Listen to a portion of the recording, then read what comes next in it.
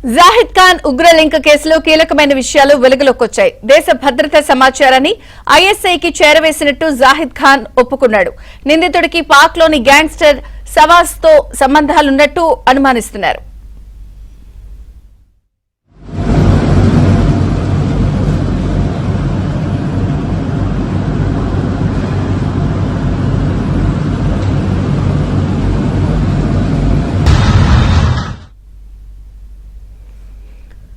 జాహిద్ ఖాన్ ఉగ్రలింక్ కేసులో కీలకమైన విషయాలు వెలుగులోకొచ్చాయి.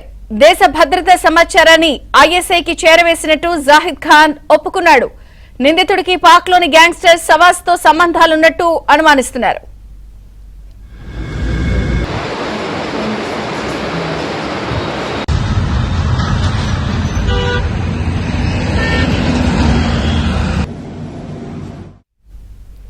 జాహిద్ ఖాన్ ఉగ్రలింక్ కేసులో కీలకమైన విషయాలు వెలుగులోకి వచ్చాయి. అతను కూడా నేరాన్ని ఒప్పుకున్నాడు. వివరాలు ప్రవీణ్ అందిస్తారు. ప్రవీణ్, మేడ్చల్లో షాహిద్ ఖాన్ అదుపులోకి తీసుకున్న తర్వాత చాలా కీలక అంశాలు వెలుగులోకి వచ్చినటువంటి సందర్భం కూడా కనపడుతుంది. అయితే ఐఎస్ఐ లింకులకు సంబంధించి ఇప్పటికే సుదీర్ఘంగా పోలీసుల విచారణ కొనసాగుతుంది. అతన్ని అరెస్ట్ చేసి జ్యుడిషియల్ రిమాండ్ కు తరలించిన తర్వాత అతని మొబైల్ ను పోలీసులు పూర్తి స్థాయిలో ఎంక్వైరీ చేసినటువంటి సమయంలో సంచలనమైనటువంటి విషయాలు బయటపడడం జరిగింది. ముందుగా కోల్కతాలో బట్టల షాప్ లో పనిచేసి తర్వాత హైదరాబాద్ కు వచ్చిన తర్వాత 15,000 జీతం కోసం ఇక్కడ ఒక సర్వర్ గా జాయిన్ కావడం జరిగింది. దాని తర్వాత ఆ డబ్బులు సరిపోకపోవడంతో ఇన్స్టాగ్రామ్ లో రీల్స్ వైపు మళ్ళీ ఇన్స్టాగ్రామ్ లో 2023లో బొమ్మ తుపాకీతో రీల్స్ చేసి వాటిని పోస్ట్ చేయడం జరిగింది. అలాంటి వీడియోలతోటి చాలా పాపులర్ అయ్యాడు, చాలా వైరల్ అవ్వడం జరిగింది. ఈ అంశాలన్నిటిపైన కూడా పాకిస్తాన్ గ్యాంగ్స్టర్ సవాజాత్ భట్టీతో వారి యొక్క ముఠా కూడా దీన్ని గమనించడం జరిగింది. దీంతో ఇతను పెట్టినటువంటి పోస్టులు అన్నిటికీ కూడా లైక్ చేస్తూ ఇతనితో చాటింగ్ చేసినటువంటి సందర్భం ఉంది.